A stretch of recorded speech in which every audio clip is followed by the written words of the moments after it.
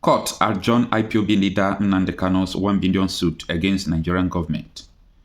It happens yesterday, March 4, 2024. Kanu, through his lead counsel, Nnamdi, has filed the latest suit marked Federal High Court, Abuja CS 163-2023 for the enforcement of his fundamental rights while in detention in the custody of DSS. The Federal High Court sitting in Abuja has adjourned a fresh 1 billion suit filed by the leader of the Indigenous People of Biafra POB, Nnamdi Kanu, against the Nigerian government and its secret police, the Department of State Service, DSS, to March 18 for hearing. Record that Justice James Omotosho had on January 8 when no lawyer represented Kanu in court fixed March 4 for hearing on the suit. Kanu, through his lead counsel, Nnamdi, had filed the latest suit marked FHC ABJCS 163/2023 for the enforcement of his fundamental rights while in detention in the custody of the DSS.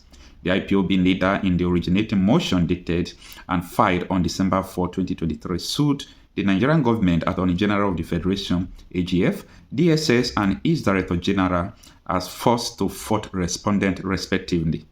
Kanu filed the suit pursuant to Order 2, Rule 1 and 2 of the Fundamental Rights Enforcement Procedure Rules 29, among others.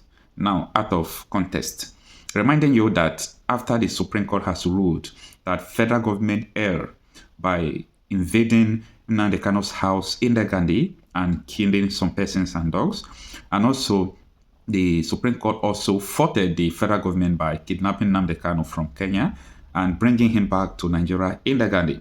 So, federal government knew that this suit is going to tie their hand in the court.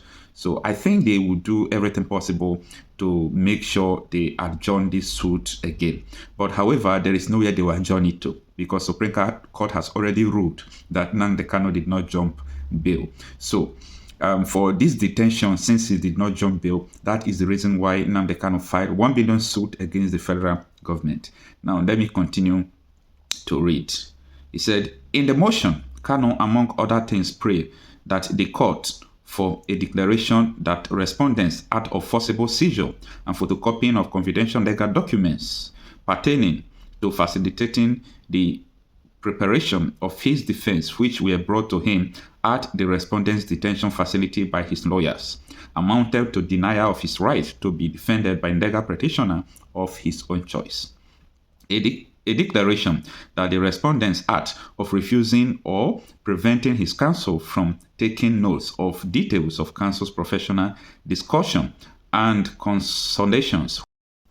And this is coming barely 24 hours before his release. So this court adjournment is on the 18th, while the case for his release is on the 19th of March 2024. Let's see how it is going to be. Let me know what you think on the comment section. Thank you.